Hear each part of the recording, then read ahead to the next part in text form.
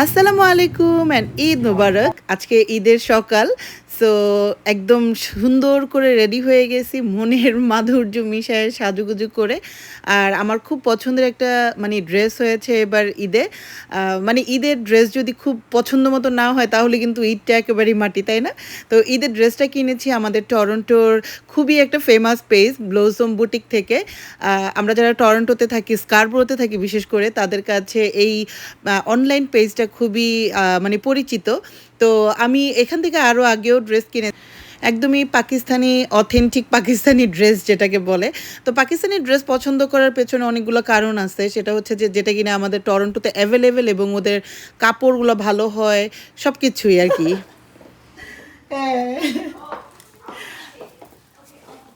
ঈদ মোবারক, ঈদ মোবারক।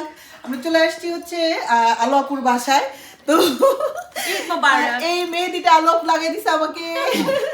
আলোপুর বাসাটা অনেক সুন্দর করে। আমার তো ওটা দেখাও, হ্যাঁ। মানে ঈদ মানে হচ্ছে কি মেহেদি লাগাইতেই হবে আমাদের পুরা, মানে পারলে পুরো শরীর ভরে লাগাই না। আপু খুব সুন্দর করে বাসায় ডেকোরেশন করছে, মানে ছোট্ট জায়গার মধ্যে, এবং অনেক রান্না করছে। একটু পরে রান্নাগুলো দেখাবো রে সবাই। খিচুড়ি, আমি একটু খিচুড়ি দিয়ে এই এই সময়ের নাম ডাল দিয়ে রাঁধছি। এই সময়ের নাম কি? ময়দার সেমাই। ময়দা সেমাই ঢাকা থেকে আসছে। হ্যাঁ, বাংলাদেশ থেকে আসছে। বাংলাদেশ থেকে হাতে বানানো সেমাই এটা। হাতে বানানো সেমাই। কি নাইস হইছে দেখতে। তারপর জর্দা, তারপরে এটা হচ্ছে কি ঝরঝরা সেমাই। ঝরঝরা সেমাই। শোন সেমাই। এটা তো আরো সুন্দর, নবাবী সেমাই। ওয়াও, মানে এখানে ঈদ লেগে গেছে, এখানে ঈদ লেগে গেছে। আমার এই আইটেম লাগবে, এই আইটেম ছাড়া আর এটা হচ্ছে কি একেবারে ঢাকাইয়া স্টাইলে খিচুড়ি। ঢাকাইয়া স্টাইলে কত 5 রকমের ডাল দিয়ে। হ্যাঁ, 5 রকমের ডাল দিয়ে ঢাকাইয়া খিচুড়ি, যেটা কিনা ঢাকাইয়ার একেবারে ঈদের দিন সকালবেলা খায়। আমরা গরু মাংস দিয়ে আমাদের লাগে এটা প্রথম। আর রোস্ট গরু আবার কি দিয়ে রান্না করি জানো নি? আমাদের একটা বিশেষত্ব আছে, আমরা কুমড়া দিয়ে গরু মাংস রান্না করি। কুমড়া দিয়ে? এই যে এটা হচ্ছে কি আমাদের শেফ, ঠিক আছে? এত যে রান্না বান্না দেখাইতেছে, এই হচ্ছে কি আমাদের শেফ, আমাদের আলো আপু। তোরা এটা একটু দি মনে, তুই একটু খাই দেখিস। ইয়েস। সো ঈদ মানেই হচ্ছে খানা পিনা অনেক সুন্দর করে ডেকোরেশন করা, খুব সবাই মিলে আনন্দ করা, তাই না? তো বাংলাদেশে সবাইকে খুবই মিস করতেছিলাম, কিন্তু আমার এখানে আমার পরিচিত অনেকগুলো বান্ধবী আছে, বড় বোন আছে, বা পরিচিত আছে অনেকেই।